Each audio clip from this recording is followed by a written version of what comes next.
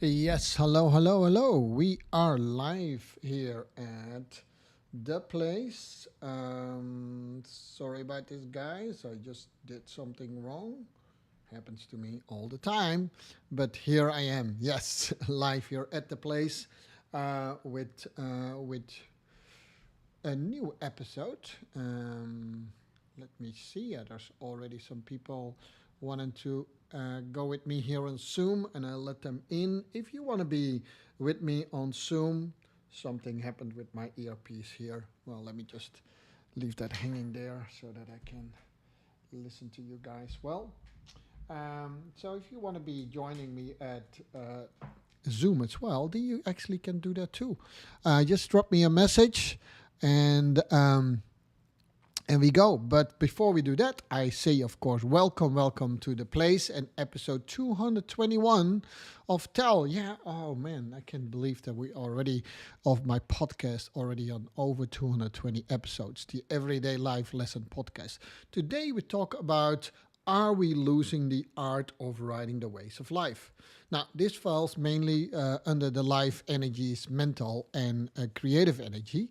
And there are actually 5 life energies. And if you're with me here every week, then you hear this little story every week again. But anyhow, bear with me for a moment. You know, we have what we call physical energy. Um, we have mental and here we go, mental energy. We have creative energy. We have manifestation energy, and we have divine energy. So the 5 life energies, were first presented in my best-selling book, Broken Silence: Living a Life with Passion and Purpose After Sexual Abuse. Like I said, this is episode 221 of Tell, and today we're going to talk about riding the waves of life. If you don't know what this is about, the whole the place thing, then we are here for more connection and more answers, and we are every Tuesday and Facebook and YouTube Live, and maybe at more channels as well. You can also follow me always on my podcast. So without further ado, maybe one more thing then. Okay. Don't forget to like me here on YouTube Live if you haven't done so already. It's a new channel, so I would appreciate very much if you do that. Well, let's skip all the rest of it and go immediately to where we need to go, and that is, are we losing the art of riding, the waves of life? And it was funny actually because I had a coaching session myself. Yeah, you know what I always say: if you want to be a coach, make sure that you also get some coaching yourself. You want to be a teacher, keep learning yourself too, right? Find some good teachers as well. Otherwise, you have no business in teaching or coaching for that matter. And I met a new coach. I'm sure he appreciates if I mention his name. His name is David Vidales, and we had a talk about things, and one of the things that he mentioned is that, Jean, he said, actually a lot of people nowadays, if not all people, they trying to flatten out the waves of life. And I thought it was an interesting saying, and the discussion went in a whole different direction that I go today, but it immediately actually spurred me the thought, like, actually that's kind of similar what I always think, but it's an interesting way of saying that. So I always say you can dictate how the waves come at you or how the waves are, but you can learn how to ride them. In other words, you cannot always dictate the circumstances that you live in, but you can choose how to react to the circumstances, right? That is something I used to have here right beside me. Here I had this huge sign in the past where I always said, it's not about the circumstances. It's always about how you react to the circumstances of life.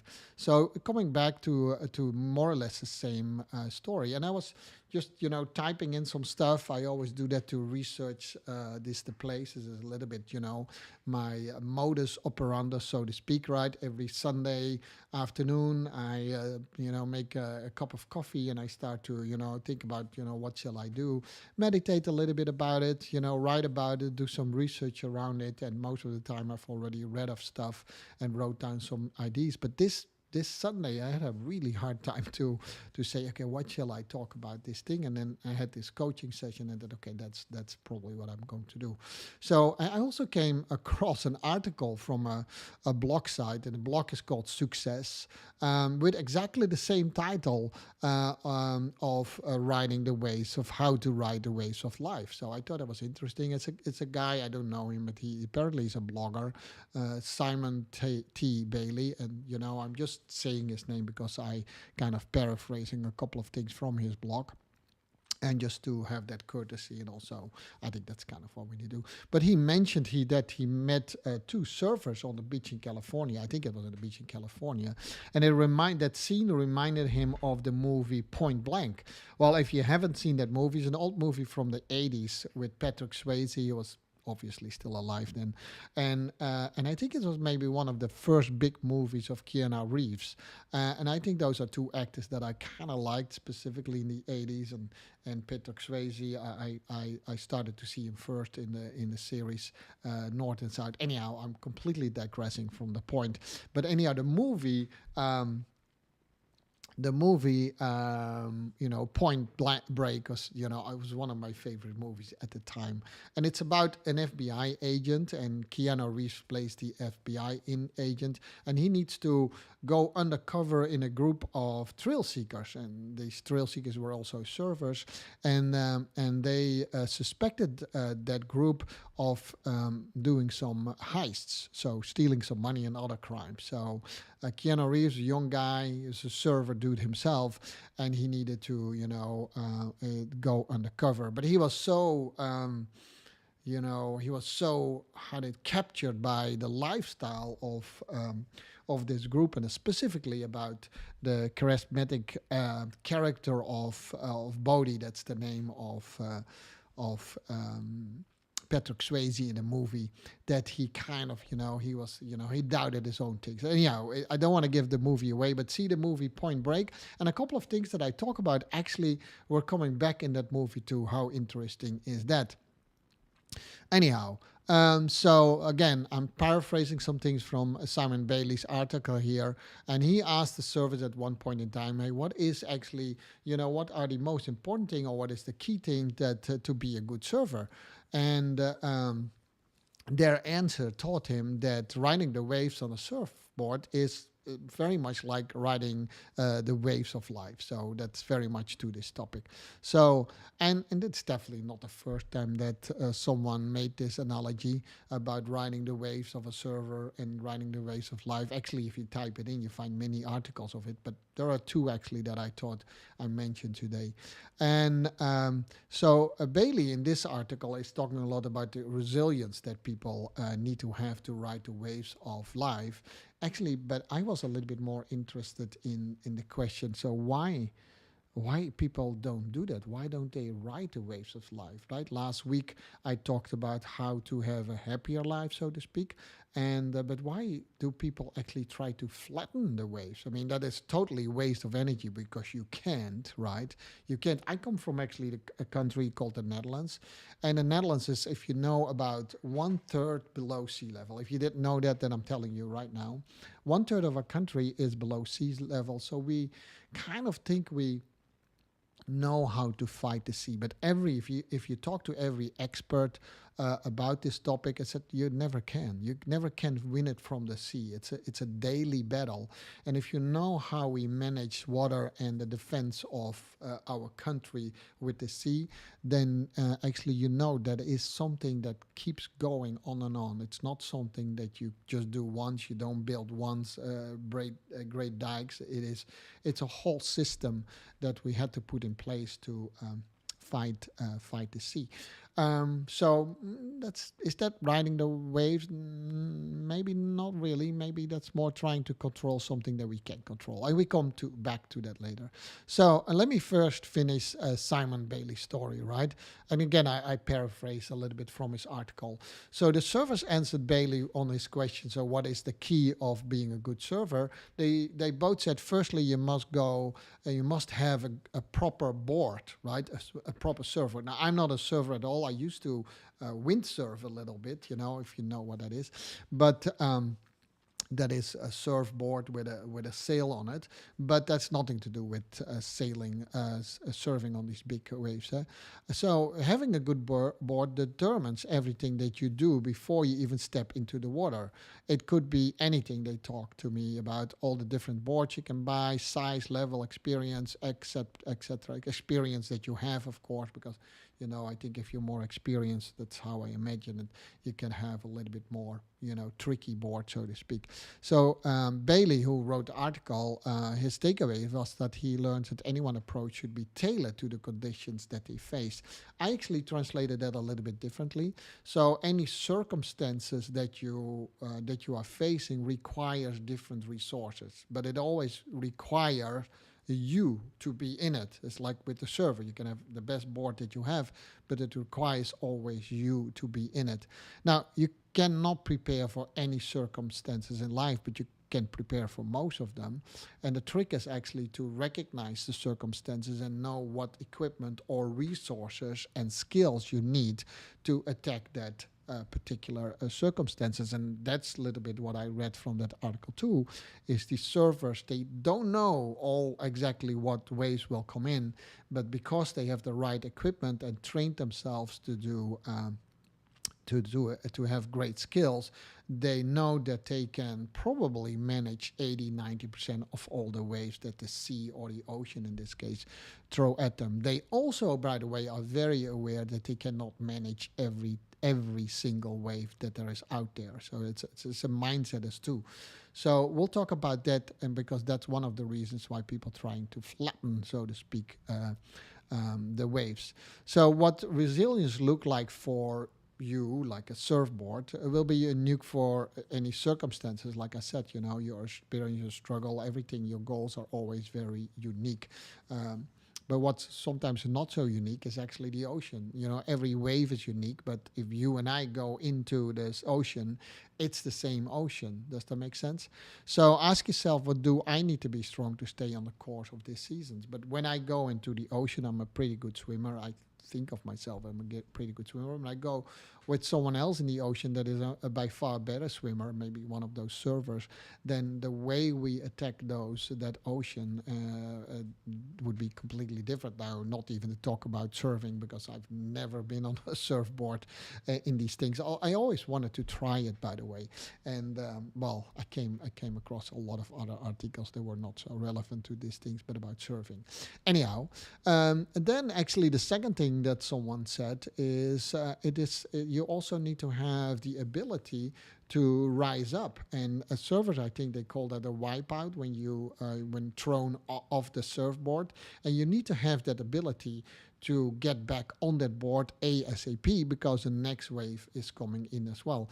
And I know that from windsurfing. If you don't climb on that board quick again, the board will be going away because the current or the waves. So windsurfing has a lot to do with waves too, but not so big waves as well. It will be going away. So the skill to recover is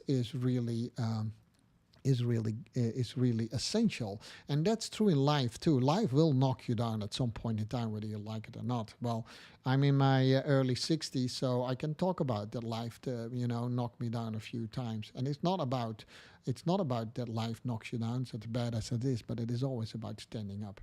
Right, that's an important. It's not a skill; it's actually more a mindset, right? And I think I learned that in martial arts, I guess. Not that I was knocked down a lot, to be very honest. I did more of the knocking down. But anyhow, I shouldn't say this live, because before you know, someone is knocking at my door, no pun intended here, and try to knock me down. And this is actually, by the way, a true story. And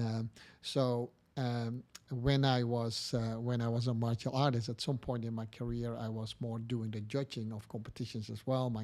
Most of my fighting days were over, and I just wanted to also still be involved in the competition. And at some point in time, I was preparing, and there was this huge guy coming at me, and probably he was like 6 feet something, and I still know his name. I won't say his name out of his out of out of his privacy.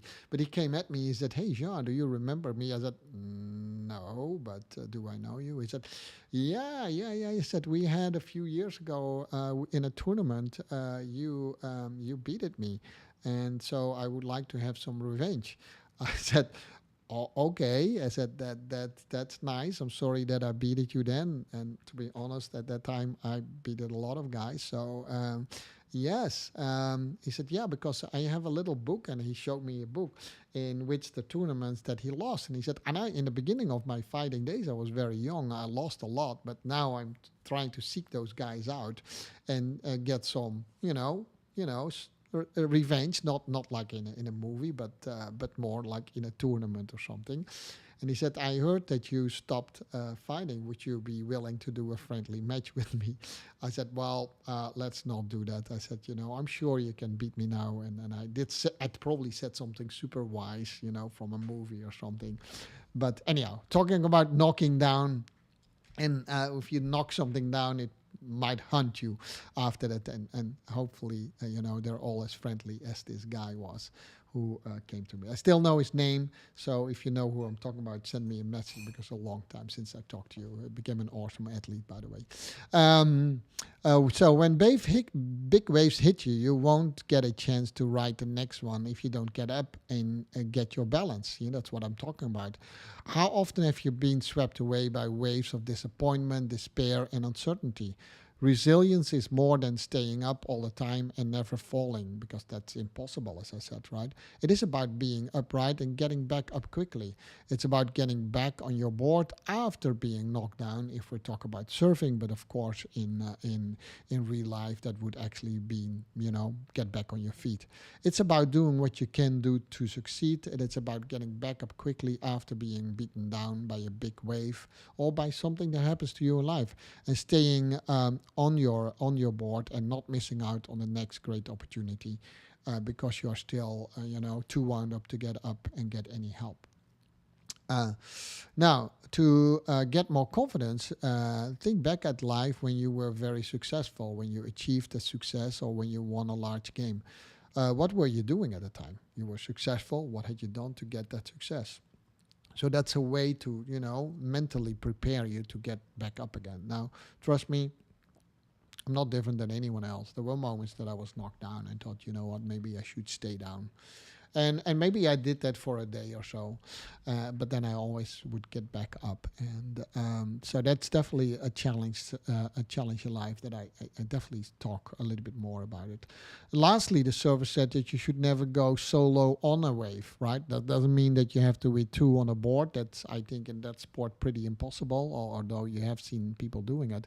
But so some people serve alone, and that's not safe, and it's actually not so much fun according to those servers as well. It's way more fun to do. It's not only for your safety, of course. It is, I always say, it's an old saying, by the way, so I'm just saying it after someone.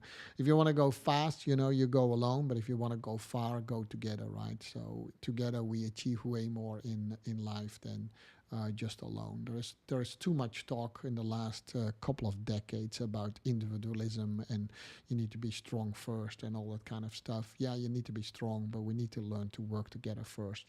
And if you don't believe me, you only have to look around us in the world that you see that we did not succeed as human beings. And I don't know how long we are around. Some people say millions of years. If you have a Christian belief, you say it's a couple of 10,000 of years. But whatever it is, we have been on this earth quite a long time, and we have not succeeded to work together. That's the only thing that I can say. So take some good advice with these servers here, right? Never ride these waves alone. Go together, and very soon we are facing with bigger things than the punity of the borders of our country. or the punity of the fence of my own house, because big waves of climate changes and all that kind of things will come at us, and it has nothing to do with a single country. It has something to do with Earth together. I saw a little video of a young girl and it was in 2021 when she did that in the UK. She was talking about, that we adults should be ashamed of leaving the world behind for the next generation in such dismal, right? So this is something we should take at heart as well, right? Anyhow, I'm digressing again. So other people also, when you go together with them, they will be able to give you feedback and give you maybe some pointers on what to do better, and how you avoid mistakes. And if you're struggling, you can maybe also watch other people how they do it, and then maybe mimic them. Success leaves always clues, so it's always good to follow. Doesn't mean that you have to do exactly what they do. You can alter it a little bit to your circumstances, but success definitely leaves clues. And those who succeed in their life will give you lessons that can help you when you try. And often coaches are like that, like me. A lot of my coaching is only to do that I pass on the life lessons that I learned from the people that went ahead of me and the life lessons that I heard myself. So I'm always very hesitant to work with a coach who has not been through it themselves, right? So the same thing here. If you want to learn surfing, it's really good to also hang out with people, who are great surfers. It doesn't have to be the best surfer in the world. I mean, the best teacher doesn't always mean, you don't have to be a great soccer player to be a great coach, those things. But you at least have to be, to some extent, in the game yourself. Does that make any sense? So a great soccer player doesn't always make a great coach, and make great dancer doesn't always make a great teacher. But if you have never been dancing at all, then it would be probably really hard to teach someone else a dance step. So that's that. So do not forget that others will be in the same and similar situation as you. So therefore, it should not be so hard to find someone that you can learn from, or maybe when you are old enough and wise enough, turn it around and pass on your knowledge, right? So how is it that people now are what I call try to flat the world, right?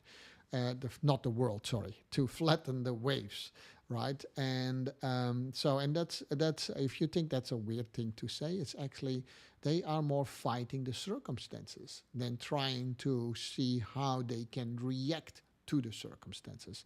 So I only have to go back to a generation like my parents and before, that in fact you didn't have so much choice. Now maybe we have too much choice. You just went along with it. So whatever life threw at you, you either weathered the storm or when it hit you, or you went out of the house when the weather was nice. That's how I grew up in the Netherlands any day. Nowadays we have climate control in the houses and complain about the weather outside. And it sounds maybe a little bit silly, but just stand still a little bit with what I'm just saying here. We have climate controls in our house to keep our house nicely in the same temperature, specifically if you live in the US like I do. And then we complain about the weather outside. How silly is that? It's good that we have AC, by the way. You don't want to live without any AC. AC stands for air conditioning. In Texas, when it's over 100 degrees, which is close to 40 degrees centigrade, if you wanted to know that. In our current world, discomfort is considered terrible. It's not terrible, at least, if not terrible, it's horrible. I don't think it's terrible. I must been awful in the past. There were no dishwashers, there were no washing machine, there were no computers, there were no remote controls. So they provide us all with this convenience, right? Which is good. But it also provides you the level of comfort that, like I said, that our old generation not had. So maybe we are way too comfortable in the convenience that we have, and it's really good. And I will come back that in the next paragraph. That we need to be maybe once in a while be a little bit less comfortable, right? And less comfortable is really understanding what waves are coming at us. This sounds maybe like a silly example about, the dishwashers and the air conditioning, but what we actually do is fighting the circumstances and trying to control them. Now, if you live in Texas, as I said, you will appreciate a good AC. That's not the point. But I hope you can see the big picture of it, that we now came into a generation, or maybe already in generations, where we try to control everything. And if not that, then we try to come to avoid things, right? And we talk about that and probably do a whole topic about avoidance because I found so much material on it. So I always say do everything something that gets you out of your comfort zone. Whether you read something that you completely disagree with, that brings you out of your comfort zone, or you do something else silly. It doesn't have to be a big thing, right? Avoidance of life means, atrophy of the ability to live. I made that up, to be honest, right? Because if you don't use your muscles, they use it. The word atrophy comes in, right? And if you don't use your brain, you have some sort of an atrophy of thinking, right? There's a whole, people actually, there's some research done around it that people have become more and more lazy in their thinking process. We want to have quick answers, so we go to Google or something else. Great that the tool is there, by the way, but it is actually proven that people don't know how to what we call slow thinking. So for some complex problem, you need to take the time to think hard and deep. And it seems that people are losing that type of skills as well. It's only maybe to some scientists who still do that. A lot of people just don't do that anymore. If we don't get a quick answer, we're not interested anymore and we move on. So avoidance is a part of avoidance. And if you avoid life, you get an atrophy of life too. If you avoid all the problems that are thrown at you, actually you become weak in solving the problems until there is a problem that you can't avoid anymore, and then you don't know how to solve it, right? Avoiding something undermines self-esteem and the ability to act consciously. Some people try to avoid things that are difficult or cause them to feel anxious, and that's kind of natural, to be honest. So it's natural to want to avoid these hard situations or to avoid things that are stressful. So why would you go into things that are more stressful? But here's the matter.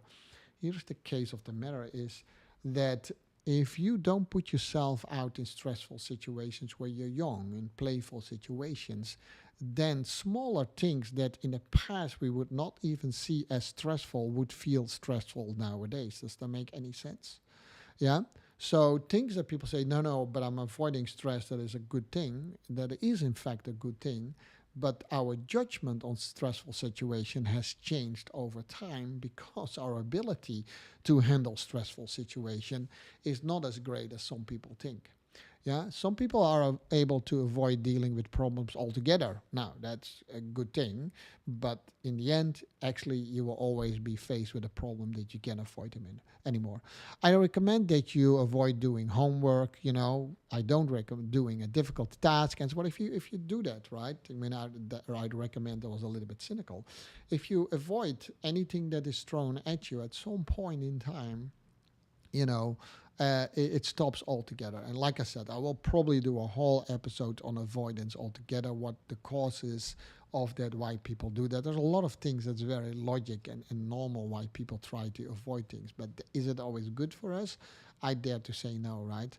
So to avoid a problem most of the time, I don't think that's a good idea.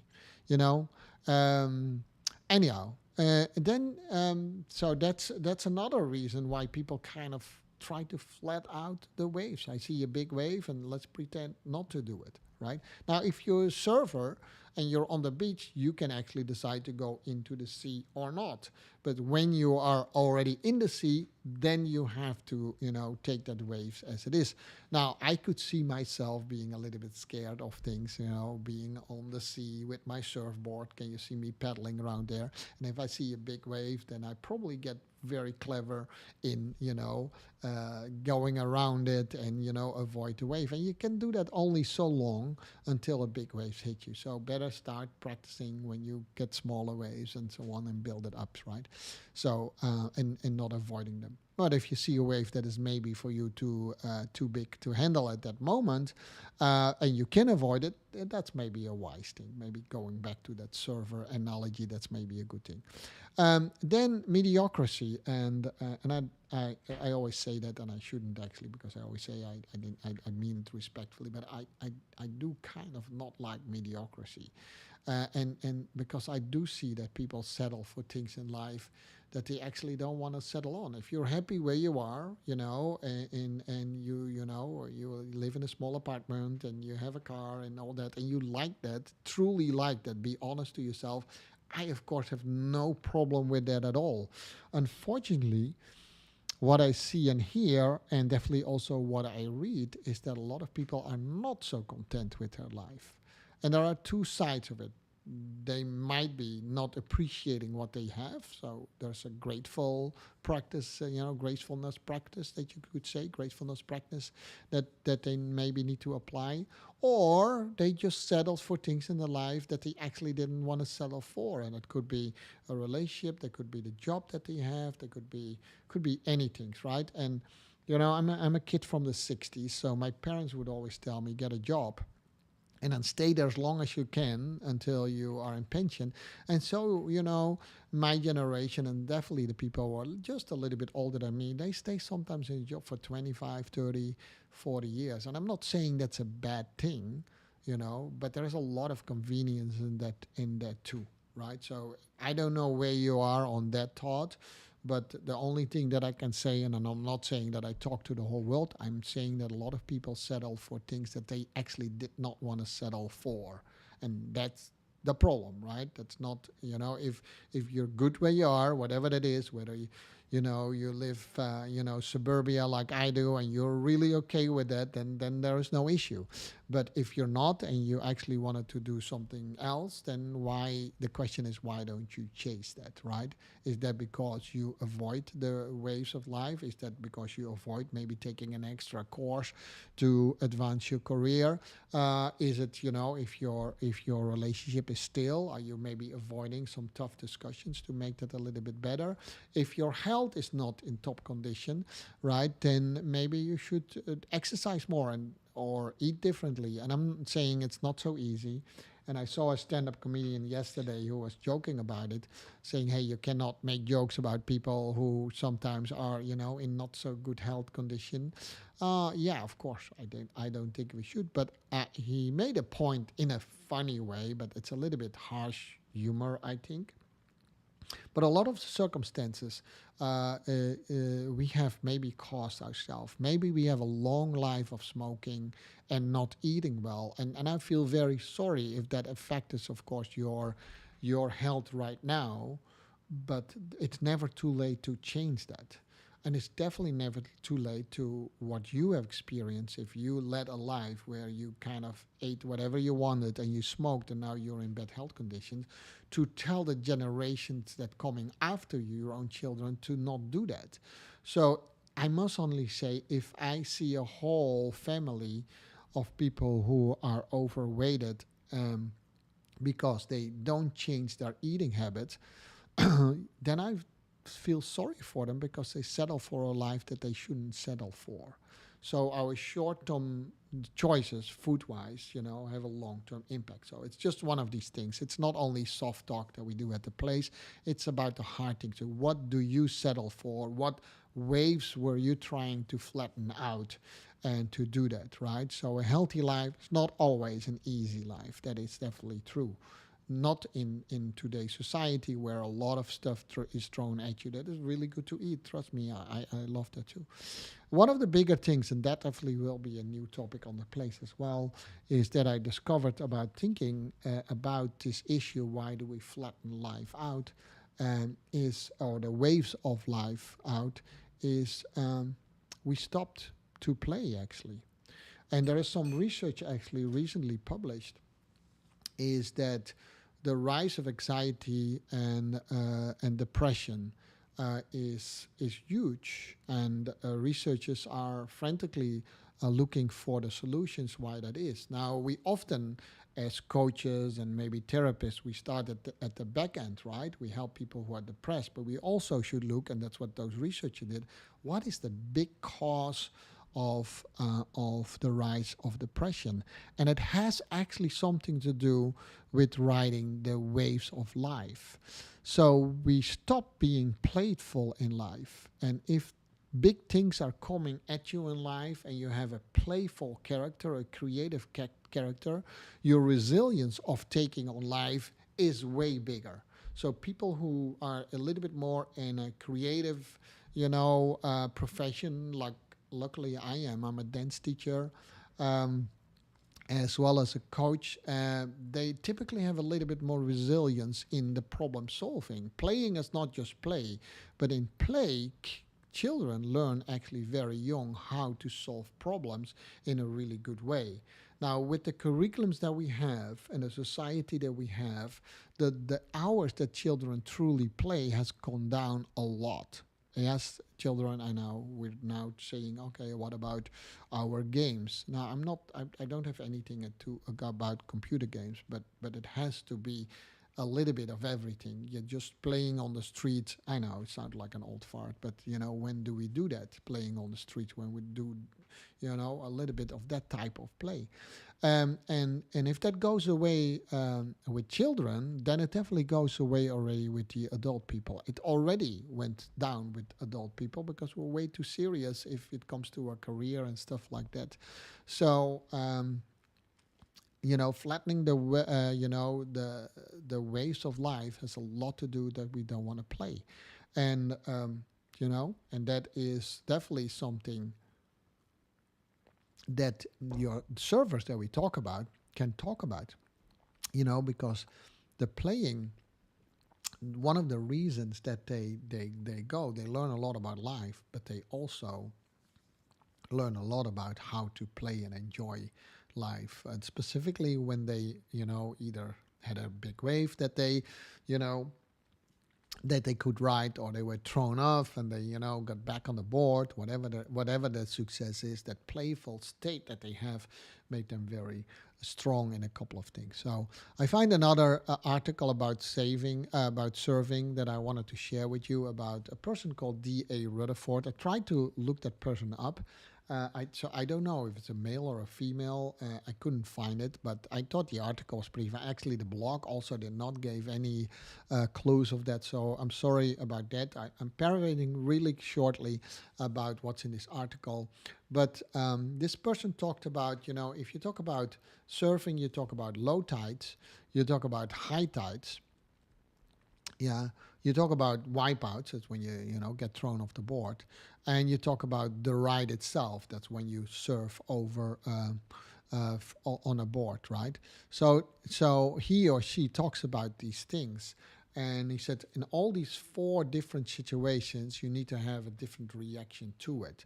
Now, if it's low tide, let's say low tide in life, when things are not going so well, things are not progressing so well, then you have three options according to this person. You worry that other people will judge you based on your comments, right? Or whatever you do, if it's not going so well in your life, so it's a low tide in your life, and you think you have no control over what others decide, and you try to fix things as quick as possible, and that causes a lot of stress and anxiety, and because you don't think the things through, and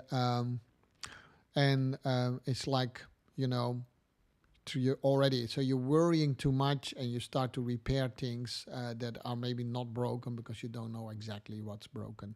And then the second thing you said, is you take a deep breath and you kind of avoid the thing and think that, if I don't look at it, then it won't happen. And the analogy that this person used in here was a really good one, right? If you have a leak in a pipe, and you try to, mend it with a towel that only holds for so long, at some point in time, the towel gets soaked and the leaking doesn't stop, right? So hiding, or like I said before, avoiding the problems definitely doesn't solve it at all. Now, and then the third option is you focus on what you're capable of, and you seek help if you're not capable of it. And you definitely don't hide things, right? And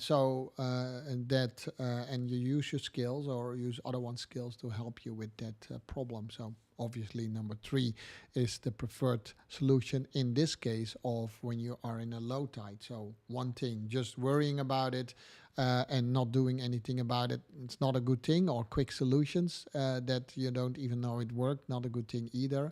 Trying to hide and avoid the problem altogether, definitely not a good thing.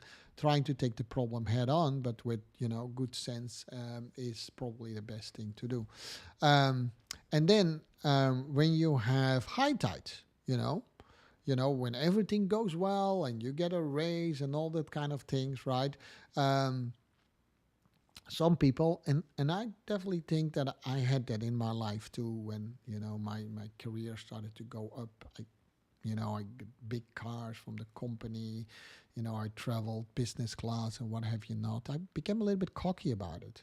A better way is actually, to share that wealth with you, and it doesn't always have to be material or financial wealth, but to share the successes that you have with the people that help you in getting that success, right? So I'm not saying that I didn't do that, but there were definitely periods in that time that I could have done these things better. So if you are in a high tide, promote an environment that encourages people and other projects to flourish as well, right? So we know life comes in cycles, and so that's just a good thing to do. Then when you hit a wipeout, or just according to the survey, you simply get knocked off that board, right? Then that's of course painful, and it can be frustrating as falling off a slippery slope when it's winter in the Netherlands.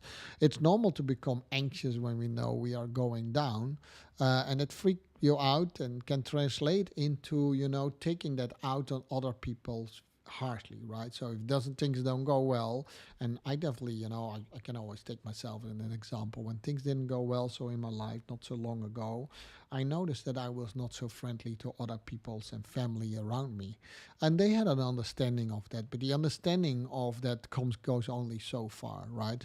So, and it can mean that displacing my problem and then put it on someone else or through someone else when that I have a relationship.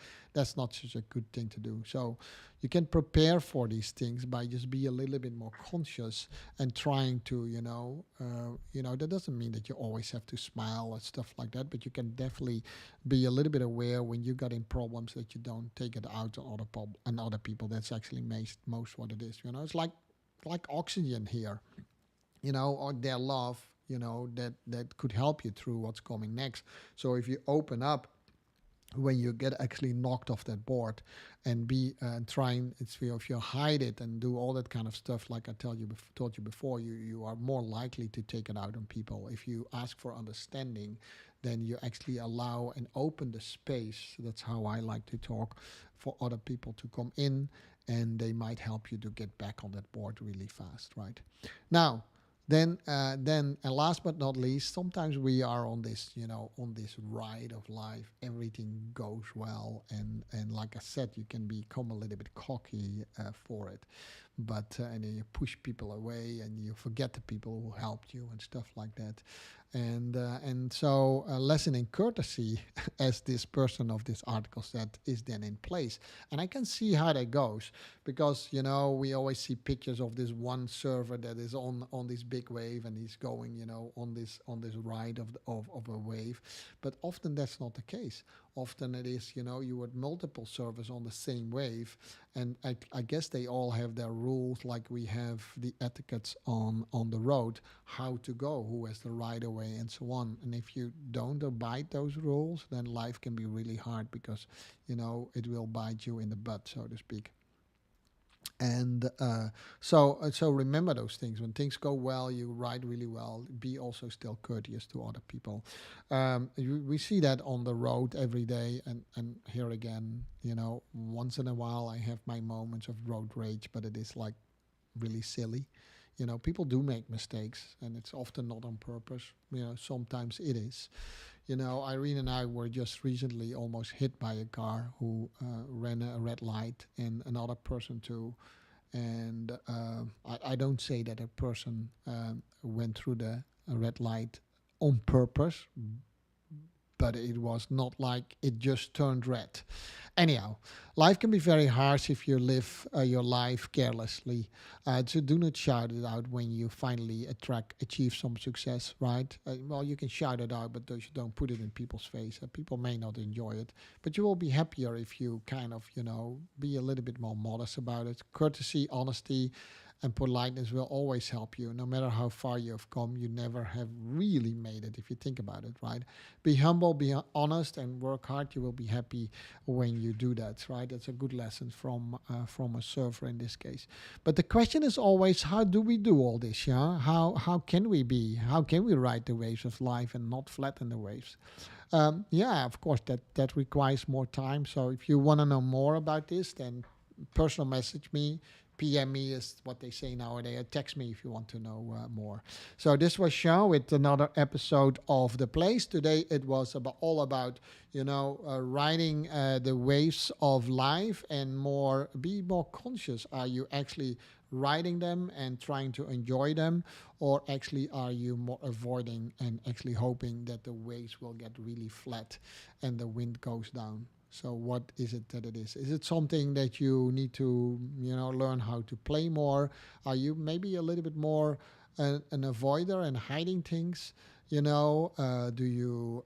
So what is actually? Are you settled for things maybe that you don't want to settle for? What is it? So wherever you are, we all have our times and periods where we try to flatten the waves, but we would be all surf ourselves, no pun intended in this case, surf with SERVE. We all surf ourselves well, and others, by the way, if we know how to ride those waves of life in good and bad times, by the way. Okay, so this was Sean at The Place here. I'll see you back next week with another episode. If you have any questions, just don't be afraid to PM me. If you want to be in the after party in Zoom, then you can join me today or either next week, right? This was Sean, and I will see you back next time. Bye-bye.